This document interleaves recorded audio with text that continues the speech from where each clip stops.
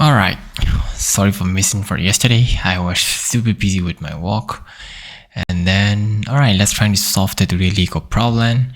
So the Leetcode problem is a coupon code validator, which is an easy question that is good for the Saturday. And then we have a coupon code validator. So we're given a 3 array of lunch n that describe the property of n coupons like code, business line, and is additive. Let me make this one easier to read for us. Okay, and then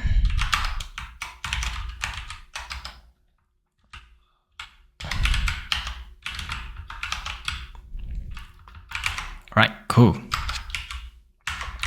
We'll just return the empty array for initially, and then code is the coupon code that we are allowed to use in the one before we check out. And then business line mean like a string denoting the business category of the coupon. And then next is a Boolean array indicating whether the coupon is currently additive or not. So a coupon is considered valid if all of the following conditions hold. Right. So we have to check if a coupon is considered valid if all of the following conditions hold. That means the index of code must include the non-empty and consists only alphanumeric character, which is like small letter of A to Z and capital letter of A to C, 0 to 9, and the underscore. So second is a business line. It must be one of the four following categories like electronic, grocery, pharmacy, and restaurant. Last but not least is additive, which is a Boolean array that must be true. So we have to return the array of code with all valid coupons sorted by their business line in order, which is alphabetically sorted by ascending order: electronics, grocery, pharmacy, and restaurant. And then by code, lexicographical ascending order within each category. So let's try to understand the XML better. So I have prepared a little bit in here. Let's consider what I want to figure out what is the correct values in here. Since which is straightforward, we will start check with the is additive true instead of like checking from the beginning. So which will make us easier to filter. Since everything is true, we will move forward to the next second one, which is the business line. So when we check the business line, we can filter out both of the things. So we have a restaurant in here, pharmacy in here, grocery in here, and then there's no restaurant. So we can only choose these 3. Let me convert this into green color. Only choose these 3 from now on. And then which make us to narrow down the mode of the coupon code in here, which are only these 3. By checking these 3, we can easily know that this is empty since we don't want the empty coupon code. So we're gonna drop the grocery in here. And then we only left for 2. By sorting from their requirement, which will be like a pharmacy and restaurant by ascending order. So that's the reason why we have like pharma 5 and save 20. So let's check the example 2. Alright, in example 2, since the only 2 options here, since the first one is a false, so we have 2 in here. So for the first, let's do, we're going to check like grocery, electronic, and invalid. So pretty sure invalid is not part of the business line. We're going to drop it. So that will make us only left for the electronics. And then the electronic is also part of the thing. So we just return the electronic. That is why we got the output for electronic, which is only count of 1. So let's start creating the program for us. So my initial thinking was use a double, but that's gonna be let's see, how about we just prepare the one dictionary above. Since we have very limited number of business line here, let's call like business order, and then it will be string and integer. And then I'm gonna use the given values in here, map with the integer value, something like this. Grocery 1, and then I'm copying from the question since I don't want to make any typo in here.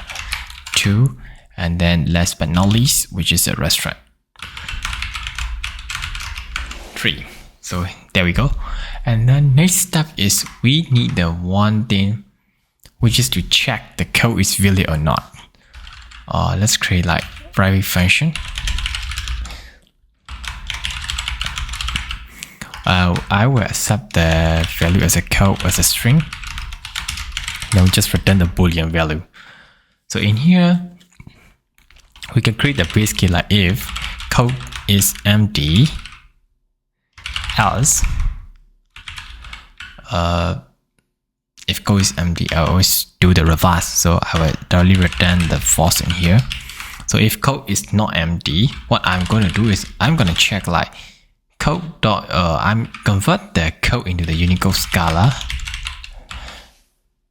and then next is all. So define, and here what I can think of is using the alphanumeric from the character sets, which is part of the foundation models. Here they provide like Unicode general category like L star, mean like they support the small letter, a capital letter, and then that M star mean that is the AQ. So AQ meaning, okay, before I explain AQ, the N star mean that is include all the numbers. So let's explain about what is the M star meaning. So M meaning the AQ, which is a tone words, which is not a variety of usage in the formal English.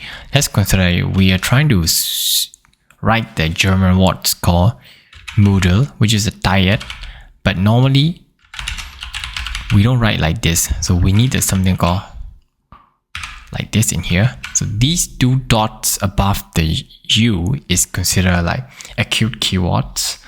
So it's considered like just consider acute keyword. So that is part of things, but we are not using. But at the end, it's matched with our requirement, which is between like small letter A to Z and capital letter A to Z and numbers 0 to 9. And then what we are only missing is underscore. Maybe we can map it with the character set union. Let's use like character set of. Just copy the alphanumeric from here. I'm gonna make a union with the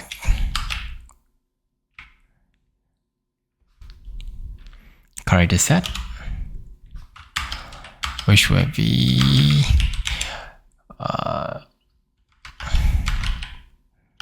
we have a one function called characters in, and map with this.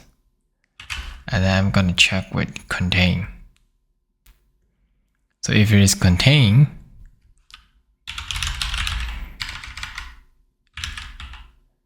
our value, which is a $0 in the short terms, then we just return the true. After that, we are going to check our valid coupon. Let's consider like valid coupon. Maybe just string array from now. And then I was thinking like we're gonna need a count, which is whatever the count is okay. The reason why I say like whatever the count is okay, because the Coke.lunch, business line of lunch, and isActive.lunch is exactly the same for the everything. So I'm just use it like just count the whatever the array we have for one time. And then for index in, I'm gonna go through from 0 to till the end of the count. And then as I mentioned before, we're gonna check from isActive. So our index is supposed to be true. If not, we're gonna continue our iteration to the next index. So that is for first step. Next is let's call like order. So our order should be the business order of a business line and index. So if the business line values string, something like grocery or electronic, which is exists in here, if it is not exist, I'm gonna use the things called else continue. Yeah, that saves us a lot of time.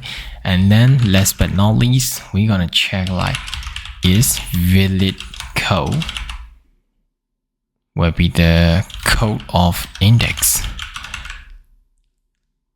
If not, we're going to continue. Alright, and then here we come for the valid coupon. I was thinking I cannot. Alright. But we have to sort with the. Alright, I cannot use the string array in here. I was thinking of like tuple, which is the order for integer, and then code is a string. That's what I can think of it. Yeah, just use empty array initially. So we're gonna append in here, which will be order.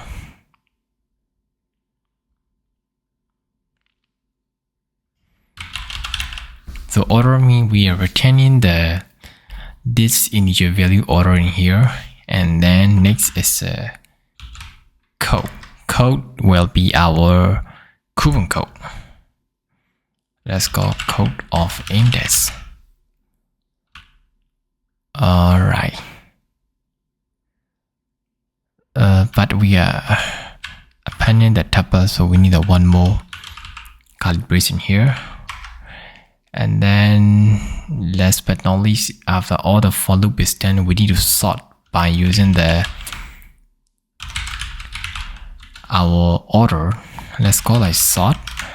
I will sort like if first item of order is not equal to the second item of order, because we don't know like there could be the duplication of the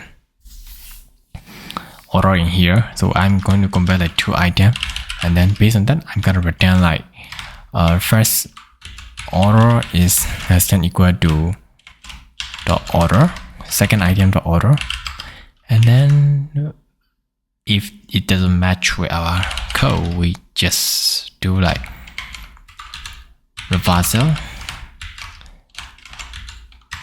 order. Yeah, that's what I can think of it for now. No should be the code, because we have a same order for this. Yeah, and then we just return the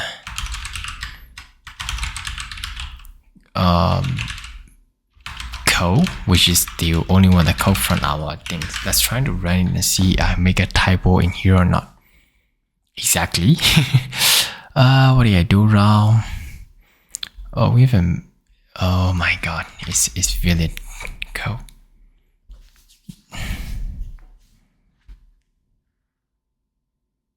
Yep, that is exactly what we want, and let's try to submit. I think the time complexity of this program will O of n into n log m, if I'm not wrong, because we use a sorting from the Swift, which is the O of n log n. Then the space complexity with O of n, since we don't use any extra array aside from the exact array numbers like a valid coupon here. Yeah, that's all for it, and then see you in the next one. Bye.